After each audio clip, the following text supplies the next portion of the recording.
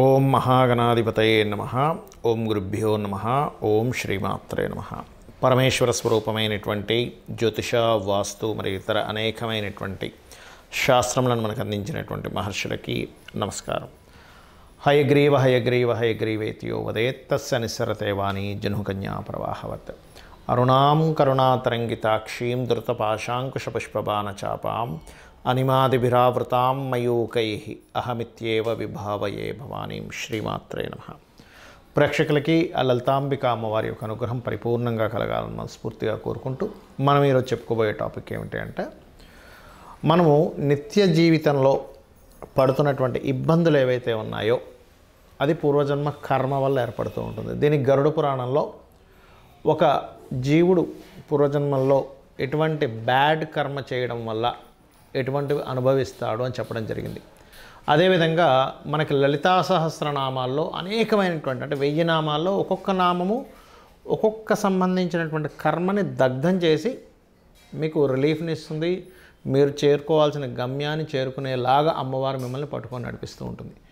దీంట్లో అసలు జాతచక్రంలో ఏ గ్రహం మూలంగా మనం ఎట్లాంటి అనుభవిస్తూ ఉంటాము, ఎట్ ఏ సేమ్ టైం ఏ లగ్నం వారికి ఏ రాశి వారికి అసలు వాళ్ళు చేసుకోవాల్సిన అంటే ఒక సమస్య వచ్చినప్పుడు చేసుకోవాల్సినటువంటి నామం ఏమిటి, లలితా సహస్రనామాల్లో మనం ఎట్లాంటి కర్మను ఎలా మార్చుకోగలగాలి. కర్మను ఎవరూ తప్పించుకోలేరు, గుర్తుపెట్టుకోండి. కాకపోతే కర్మ మన మీద పనిచేస్తున్నప్పటికీ దానికి తట్టుకునే శక్తి అమ్మవారి నామాల్లో ఏ నామాన్ని చేసుకుంటే మనకు వస్తుంది అనేటువంటి విషయాలు చెప్తుంది నేనైనప్పటికీ కూడా చెప్పేసిన సాక్షాత్ లలిత అమ్మవారిగా భావిస్తూ ఒక్కొక్క విషయాన్ని మనం తెలుసుకుందాం.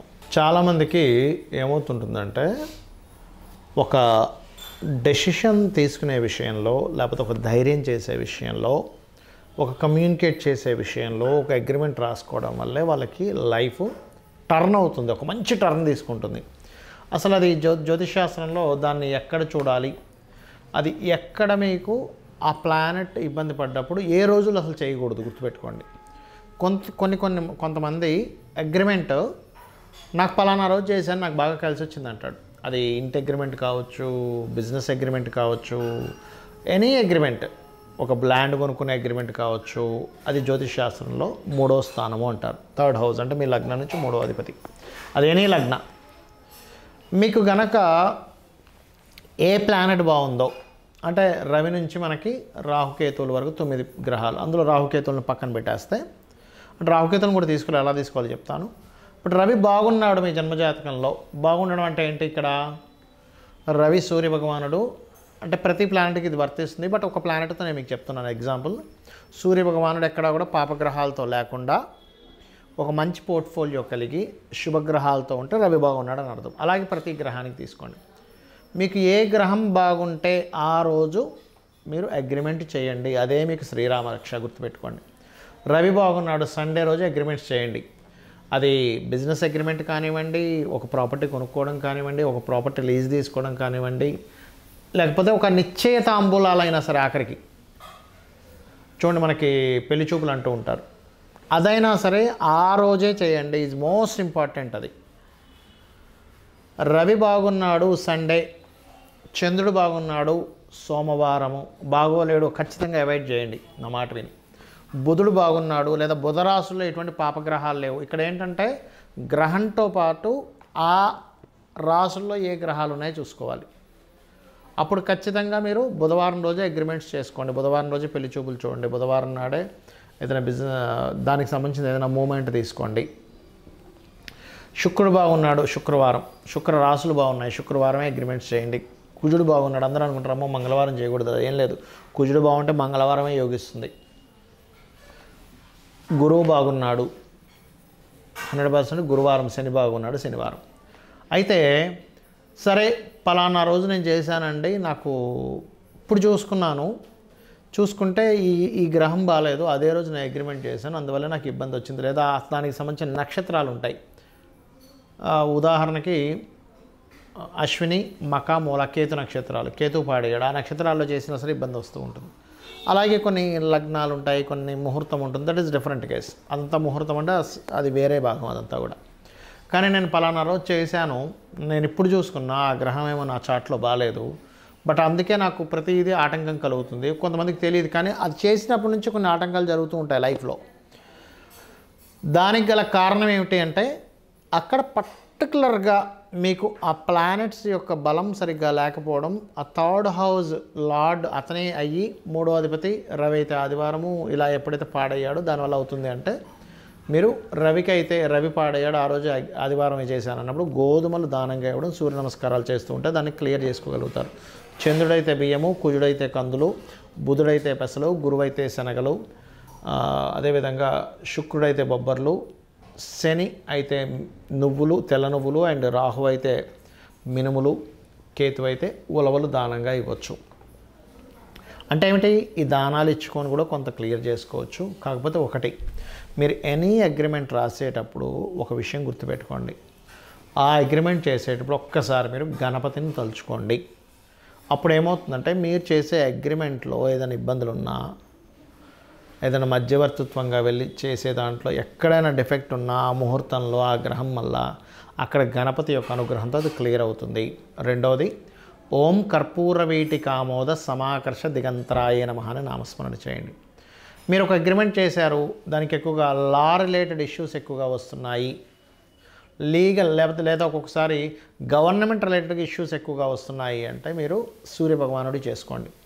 లేదంటే అగ్రిమెంట్ చేసినప్పటి నుంచి మనస్పర్ధలు వస్తున్నాయి, చంద్రుడికి చేసుకోండి, చంద్రగ్రహ ఆరాధన, చంద్రదానం.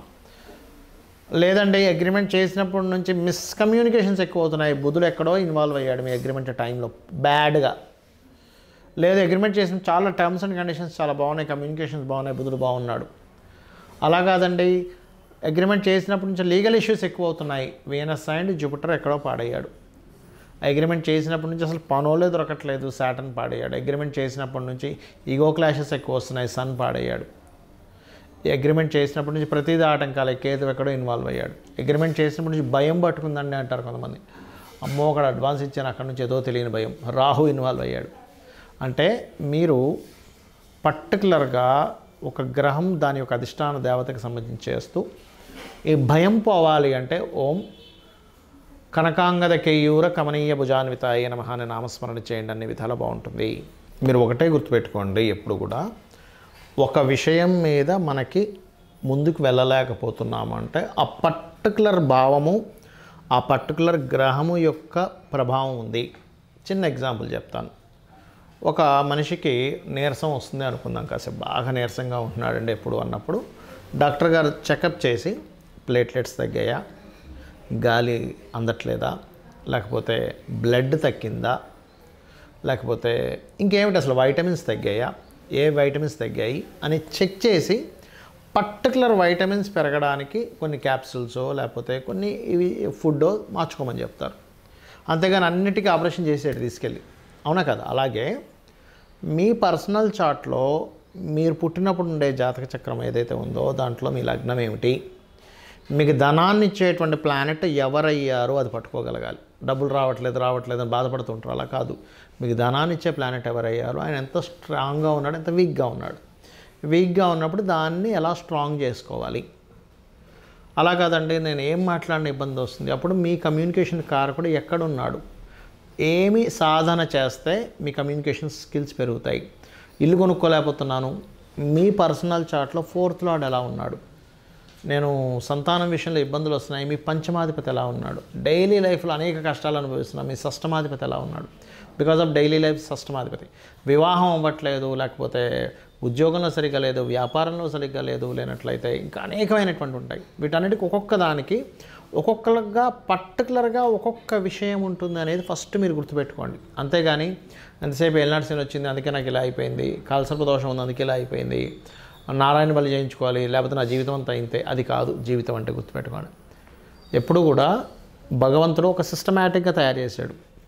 మీరు ఏ కర్మ చేశారో ఆ కర్మ తగ్గట్టుగా ఇక్కడ మీరు ఏ దేవతని లేకపోతే దేన్ని పట్టుకొని ఒక సిస్టమేటిక్గా మీరు రోజు సాధన ఎంతవరకు చేస్తున్నారు, దానివల్ల మీ పూర్వజన్మ కర్మ ఎంత దగ్ధమవుతుంది.